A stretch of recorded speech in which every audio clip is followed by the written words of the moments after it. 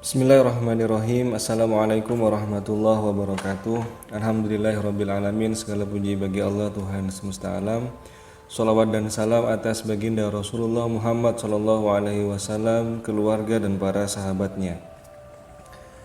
Baik saudaraku sekalian, sekarang kita masuk kepada bagian ke-10 buku Fima Fihi karya Jalaluddin Rumi. Semoga banyak hikmah yang nantinya bisa kita dapatkan dalam penjelasan ini. Dan jika ada pertanyaan, silakan bisa tulis di kolom komentar. Baik, langsung saja kita masuk kepada pembahasan yang pertama. Halaman 82. Dalam satu halaman ini ada 3 poin yang saya garis bawahi. Nanti insya Allah akan kita bedah setiap poinnya. Ketunggalan agama di dunia itu mustahil. Ini hanya akan terjadi di hari kebangkitan, hari ketika umat manusia menjadi satu dan semuanya melihat ke satu tempat, dan mereka hanya memiliki satu telinga dan satu lisan. Dalam diri manusia terdapat banyak hal. Ada tikus dalam diri kita dan juga ada burung. Burung mengangkat sangkarnya ke atas sementara tikus menurunkannya kembali ke tanah. 100.000 binatang buas berkumpul dalam tubuh manusia, kecuali jika tikus menanggalkan ketikusannya dan burung juga menanggalkan keburungannya, dan semuanya menjadi satu, karena tujuan sebenarnya bukanlah ke atas atau ke bawah. Ketika tujuan sudah muncul dengan gamblang, maka tidak ada lagi atas atau bawah. Ketika ada seorang yang kehilangan sesuatu, ia menengok ke kanan dan ke kiri, ke depan dan ke belakang. Ketika ia sudah menemukan barang tersebut, ia tak lagi mencari ke atas dan ke bawah, tidak pula ke kanan dan ke kiri, juga ke depan dan ke belakang. Seketika orang itu menjadi tenang dan tentram. Pembahasan pada poin pertama, yakni agama adalah petunjuk bagaimana cara hidup di dunia ini. Karena manusia sebenarnya bukan berasal dari dunia ini, melainkan dari surga. Baik saudaraku, jadi kita manusia, kita anak cucunya Kanjeng Nabi Adam. Sebenarnya manusia itu sejatinya bukan berasal dari dunia ini. Kita berasal dari surga, kampung halaman kita di surga. Karena apa? Karena Nabi Adam diciptakan di surga, yang kemudian disuruh turun ke bumi. Nah, maka sebenarnya kampung halaman kita itu di surga. Ketika kita turun di bumi, maka semua sistemnya berbeda dengan sistemnya surga. Sehingga agar manusia tidak tersesat hidup di bumi, Allah menciptakan yang namanya buku petunjuk. Nah, membuat sebuah sistem yang namanya petunjuk, itulah agama. Jadi petunjuk bagaimana caranya hidup di bumi yang benar, bagaimana caranya bersosial di bumi yang benar, bagaimana caranya mengolah alam di bumi yang benar. Itulah yang dinamakan agama. Jadi agama itu lebih seperti manual book atau seperti buku petunjuk bagi sebuah alat. Jadi gimana caranya kita mempergunakan alat itu, ada manual booknya. Maka beragama itu adalah bagaimana cara kita untuk bisa hidup yang baik dan benar di bumi ini.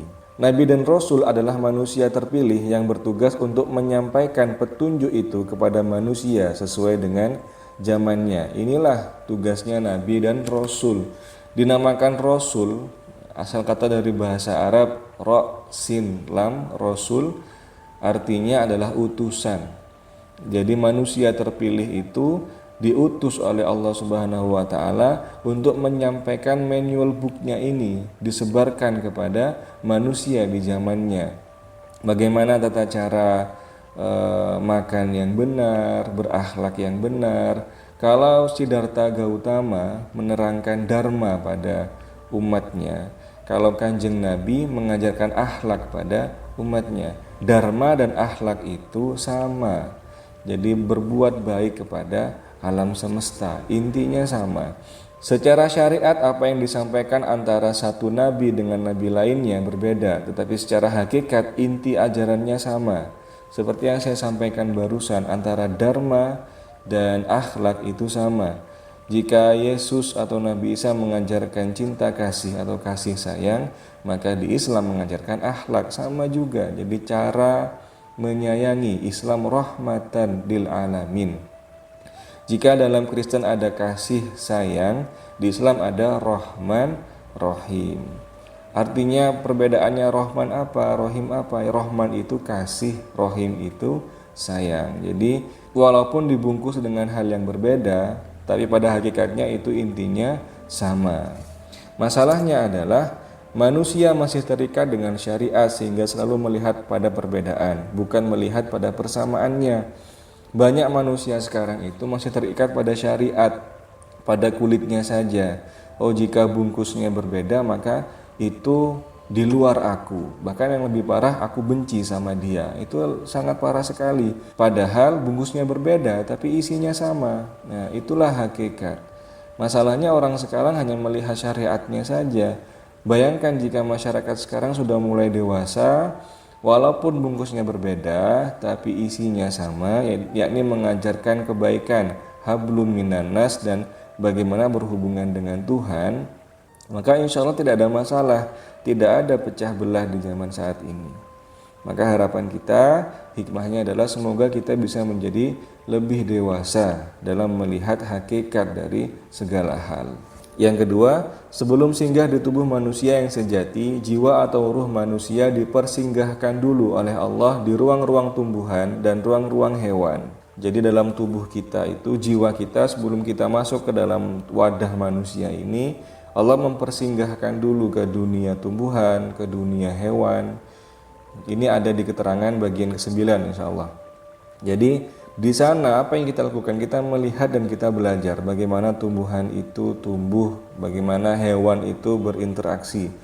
Yang namanya belajar pasti ada sebagian sifat yang terikut dalam diri kita, agar manusia bisa mengenali dan familiar dengan alam yang hendak disinggahi, termasuk juga alam bawah sadar manusia, belajar tentang sifat tumbuhan dan sifat hewan. Jadi agar manusia nanti ketika sudah masuk dalam wadah yang sebenarnya, yakni wadah manusia, manusia sudah tidak harus belajar dari nol lagi, dia sudah banyak hal yang dipelajari. Contoh gini, siapa yang mengajarkan bayi nangis? Yang kedua, siapa yang mengajarkan bayi untuk minum ASI? Nah, itu semua pertanyaan yang harus kita renungkan. Siapa yang mengajarkan? Bayi itu nol, harusnya di akal kita, bayi itu nol, dia tidak tahu apapun. Tapi dia tiba-tiba bisa nangis, kemudian dia tahu kapan harus minum ASI. Siapa yang mengajarkan itu? Jawabannya adalah karena Allah sudah mempersiapkan sebelumnya dengan dipersinggahkan di alam tumbuhan sehingga dia belajar, dan dipersinggahkan di alam hewan sehingga dia belajar juga. Bahkan bisa jadi dipersinggahkan di alam yang bukan alam tumbuhan dan bukan alam hewan, sehingga bayi itu atau manusia itu sudah siap ketika dia lahir di alam dunia ini, di tubuhnya yang sejati. Saat jiwa atau ruh sudah sampai pada wadah manusianya, ia membawa sifat hewan dan tumbuhan di dalamnya, sehingga banyak manusia yang tingkah lakunya seperti hewan. Nah, seperti ini. Jadi karena di alam sebelumnya kita belajar banyak hal, kemudian kita masuk ke dalam wadah ini membawa sifat-sifat tersebut. Sifatnya tumbuhan itu apa? Kebijaksanaan. Dia tidak pernah kemanapun tapi dia menghasilkan banyak hal, menghasilkan buah. Diam, geraknya mungkin sedikit, mungkin bicaranya sedikit, cuman karyanya itu banyak. Nah, itu simbol kebijaksanaan. Hewan itu bagaimana? Kebalikannya. Kesana kemari, bahkan bisanya hanya merusak atau bertengkar atau kawin. Walaupun banyak segi positif dari hewan, cuman yang disayangkan untuk hewan adalah dia tidak punya malu, dia hanya full nafsu. Buktinya apa? Di depan banyak orang kawin misalkan antara jantan dan betina, di depan banyak orang bertengkar sampai bunuh-bunuhan. Saat manusia bisa melepaskan diri dengan sifat hewan, maka Allah akan mengantarkannya masuk ke dalam ruang dimensi yang baru, yakni dunia para malaikat. Tujuan muncul dengan gamblang. Ketika manusia sudah bisa menanggalkan sifat hewannya, maka jiwanya akan lambat laun akan menjadi bersih dan suci. Ketika jiwanya sudah menjadi suci dari sifat hewani, maka Allah akan mengantarkan ke dimensi selanjutnya. Jadi tumbuhan sudah, hewan sudah, alam manusia sudah, kemudian diantarkan ke alam para malaikat. Di sana alam yang khusyuk, yang dunianya itu penuh dengan menyembah dan berzikir kepada Allah Subhanahu wa taala.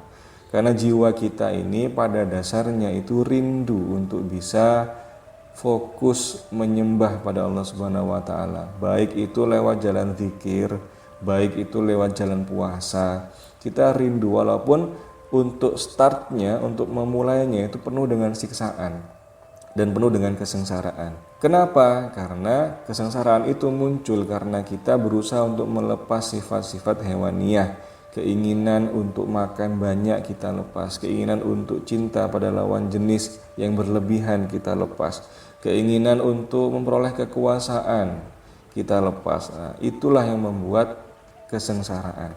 Tapi ketika itu semua sudah lepas, enak, insya Allah diantarkan kepada alam berikutnya.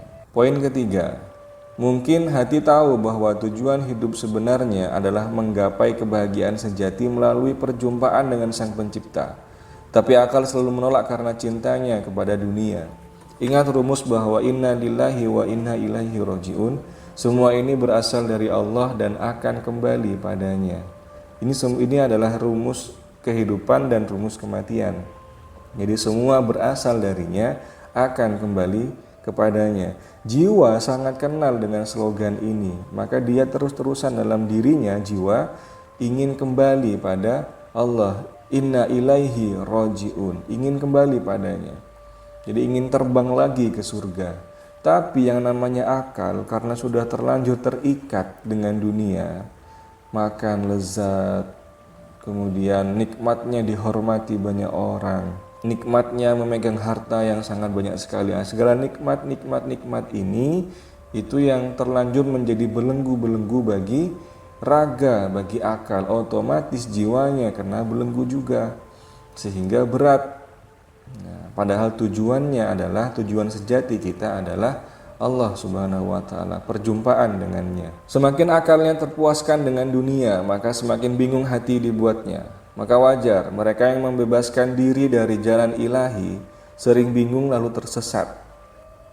Semakin akalnya terpuaskan dengan dunia. Nah, semakin kita duduk kemudian tiba-tiba kok ingin makan ini, itu akalnya, akal pingin makan ini. Kemudian kita jalan kakinya untuk memenuhi, pergi ke warung untuk memenuhi kepuasan akal itu. Semakin bingung hati dibuatnya, semakin banyak makan hati semakin meronta-ronta. Ini jiwa bagi orang yang sudah sadar ya. Seorang salik, seorang darwis itu ketika hatinya sudah sadar bahwa yang sebenarnya itu seperti ini, maka semakin dia memenuhi kemauan akalnya, jiwanya semakin bingung. Ngapain aku kok makan banyak barusan? Nah, itu karena dia sadar bahwa makan itu menjadi penghalang perjumpaan dia kepada Allah Subhanahu wa taala. Kenapa kok seperti itu? Rumusnya adalah semakin kita menuju Allah, maka sifat kita perlahan-lahan akan semakin mendekati sifatnya. Dia kan tidak makan, tidak minum, tidak tidur. Maka perhatikan, orang yang tidak makan, tidak minum dan tidak tidur dengan niat hatinya tulus kepada Allah Subhanahu wa taala, dia kehidupannya pasti menjadi lebih baik lagi. Atau Allah menganugerahkan sesuatu yang lebih besar dibandingkan dengan orang lain. Apakah dia bisa ini, bisa itu, dapat karomah ini, dapat karomah itu. Seperti itu. Karena apa? Karena dia berusaha mendekat pada Allah dengan menyatu dengan sifatnya, tidak makan, tidak minum, dan tidak tidur. Biasanya tirakat-tirakat orang Jawa atau tirakat-tirakat spiritualitas yang seperti itu. Thorikotnya adalah dengan tidak makan, tidak tidur, dan tidak minum. Artinya sedikit makan, sedikit minum, dan sedikit tidur. Atau puasa ngeblank. Jadi dia mengeblankkan badan untuk bisa menyatukan sifat dengan Sang Ilahi. Ya Allah tidak akan menyia-nyiakan itu, pasti Allah akan memberikan sesuatu yang sesuai dengan porsinya. Entah itu karomah bisa ini, karomah mengetahui masa depan misalkan, dan lain sebagainya. Hikmahnya, belajarlah menyadari seberapa sering kita menggunakan sifat hewan dalam hidup kita. Tamak, haus, kekuasaan ringan, menyakiti sesama, dan lain-lain. Jadi jika ingin kita menjadi orang lebih baik lagi, ingin menempuh jalan ketuhanan, pertama kali adalah harus sadar. Kita harus menyadari satu hari ini Sudah berapa sifat hewan yang aku lakukan? Haus kekuasaan, ingin menguasai ini, menguasai itu, ingin dihormati dan lain sebagainya. Itu pertama harus disadari bahwa kita sudah melakukan itu. Karena bagaimana kita bisa memperbaiki kalau kita belum sadar dulu kesalahan kita. Yang kedua, belajarlah untuk merasakan apakah dengan sifat yang sering nampak itu kita menjadi lebih tenang atau justru menjadi lebih gelisah. Nah, dirasakan. Apa dengan banyak harta, kekuasaan yang luas, dihormati banyak orang, hati nurani kita itu tambah gelisah atau tambah tenang? Dirasakan. Merenunglah sampai ketemu jawabannya. Yang terakhir, tidak rindukah kita pada cahaya yang turun saat kita berbuat baik kepada orang lain? Nah, dirasakan juga pengorbanan, berbuat baik pada orang lain, kemudian sedekah, kemudian kesengsaraan karena Allah itu setelahnya, pasca dari perbuatan itu, pasti yang dirasakan adalah perasaan tenang. Jadi dada ini serasa lebih lapang. Alam nasroh laka sodrok. Bukankah aku telah melapangkan dadamu? Nah, seperti itu. Jadi memang terahnya memang manusia diciptakan itu untuk kembali kepada Allah di surga. Hanya di dunia ini kita harus bisa menjalankan apa yang Dia kehendaki.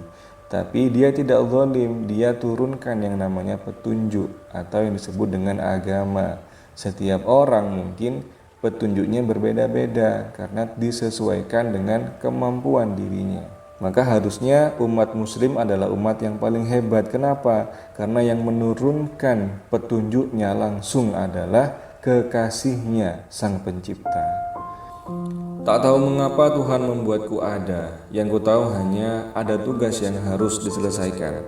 Hewan dalam tubuh selalu buatku lupa karena ia mengendalikan lewat darah dan marah. Aku jenuh dengan jutaan kekalahan dalam peperangan diri, melawan keinginan dan nafsu duniawi yang rasanya sangat lezat, nikmat, tak tertandingi. Tuhan tolong beri kekuatan melepaskan belenggu sifat-sifat para hewan. Masukkan aku pada ruang malaikat yang Kau janjikan. Biarkan aku melebur fana dalam naungan cinta Tuhan yang Maha Rahman. Terima kasih banyak. Kurang lebihnya mohon maaf. Wassalamualaikum warahmatullahi wabarakatuh.